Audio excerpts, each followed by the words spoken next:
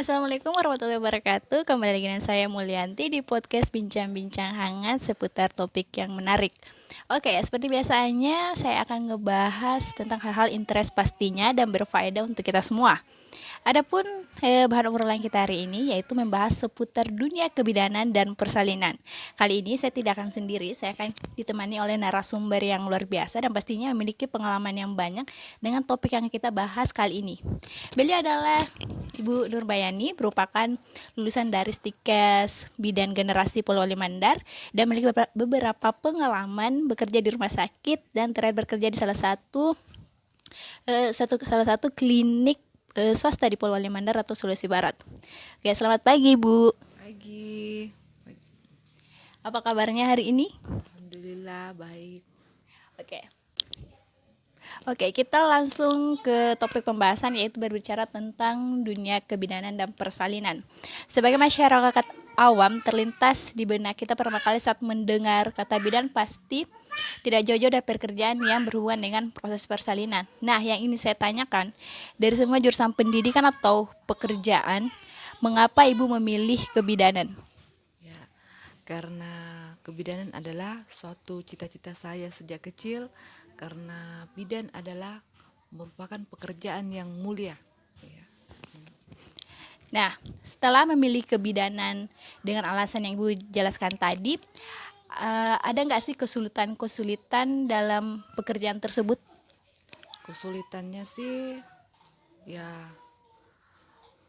dibilang sulit sih juga dibilang tidak juga ya, sedikit itu cuman pada saat kalau umpamanya pas lagi piket, terus waktu hujan, anak-anak juga ditinggalkan begitu.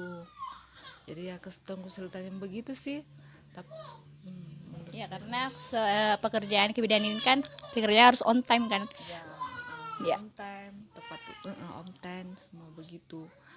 Pokoknya pada saat kita bertugas kita merupakan keluarga yang di rumah dulu. Kita betul-betul fokus sama pekerjaan kita yang di rumah sakit. Oke, dari yang seperti saya bahas sebelumnya, sebagai masyarakat awam itu, khususnya untuk saya ya, menganggap pekerjaan bidan itu hanya mencakup proses persalinan dari awal sampai akhir, seperti tahap pembukaan, tahap pengeluaran bayi, sampai tahap pengeluaran plasenta atau pemotongan tali pusar. Nah, apakah memang hanya sebatas itu saja bidang melakukan tugas-tugas lain dalam dunia medis? Bisa juga kita membantu orang yang perawat, umpamanya jatuh kecelakaan, kita juga bisa menolongnya dengan membersihkan lukanya begitu. Berarti kayak seperti infus, suntik Ya, pun, infus, suntik, cek tekanan darah. cek tekanan darah, semua itu bisa. Oke, kita membahas tentang persalinan nih. Menurut Ibu Bidan sendiri itu usia termuda dan usia maksimal untuk mengandung dan melahirkan itu sebaiknya pada usia berapa? Usia paling muda 20 tahun. Jadi diusahakan jangan di bawah usia tersebut karena kondisi fisik belum 100% siap untuk mendukung perubahan fisik yang ditimbulkan selama hamil.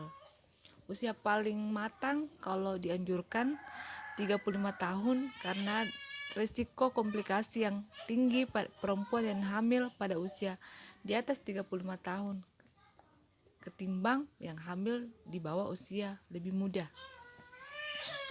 Oke, jadi usia yang paling ideal untuk mengandung dan melahirkan itu adalah usia sekitaran antara 20 sampai 35 tahun. Tetapi kan berarti di usia di bawah 20 tahun atau usia di atas 35 tahun itu tidak dapat melahirkan secara sehat. Tetapi hanya saja resiko-resikonya itu akan lebih berat dibandingkan melahirkan di usia ideal. Oke,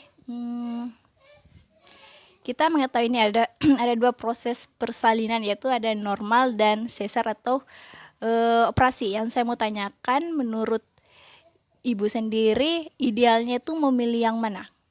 Selama kondisi memungkinkan untuk melahirkan normal, sebaiknya dilahirkan secara normal.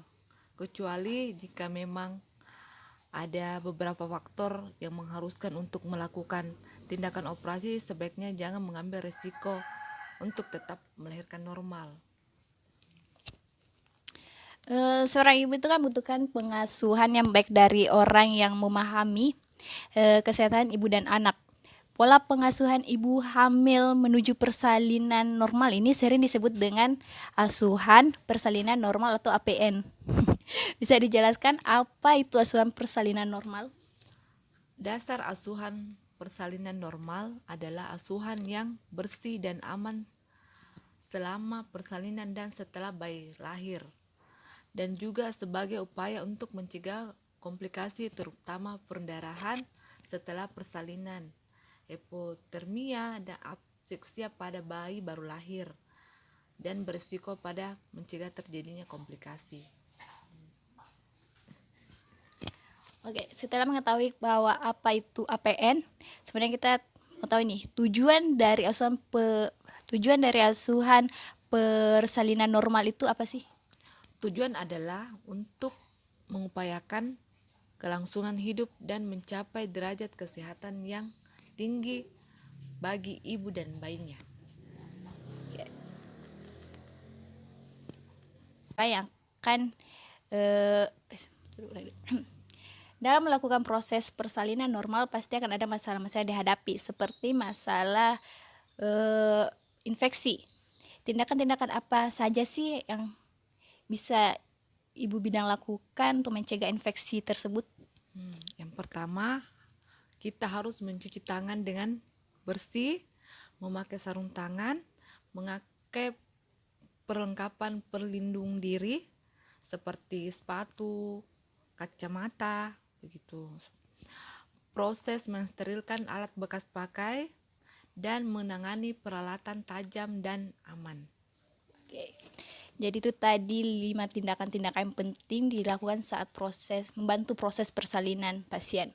Oke, yang terakhir nih, ada nggak sih saran atau wejangan bagi kaum milenial yang ingin menikah di usia muda atau pernikahan di usia dini? Kalau saran saya, sebaiknya jangan menikah hanya karena kepengen nikah, tetapi karena sudah siap secara lahir dan batin. Pernikahan bukan suatu yang dibawa sebentar, tetapi kalau bisa seumur hidup. Terutama bagi perempuan, sebaiknya menunggu sampai betul-betul sudah siap dalam reproduksi, karena perempuan yang memiliki peran besar untuk melahirkan anak ke depannya. Ya, jadi itu saran nasihat bagi kaum milenial atau yang ingin menikah dini, sebaiknya jangan menikah hanya karena kepingin saja, tapi harus meyakinkan diri bahwa benar-benar sudah lahir, siap dan batin. Oke. Baik, terima kasih Ibu atas waktunya sudah menemani saya untuk sharing ke teman-teman. Baiklah teman-teman, itu tadi pembahasan mengenai dunia kebidanan dan persalinan. Semoga bermanfaat untuk kita semua, untuk bagi-bagi perempuan di luar sana, khusus juga untuk saya sendiri juga ya. Tetap jaga kesehatan, apalagi di masa-masa pandemik seperti ini. Kurangi aktivitas atau minimalisir keluar rumah dan menghindari kerumunan. Safe, healthy, and bye-bye. Wassalamualaikum warahmatullahi wabarakatuh.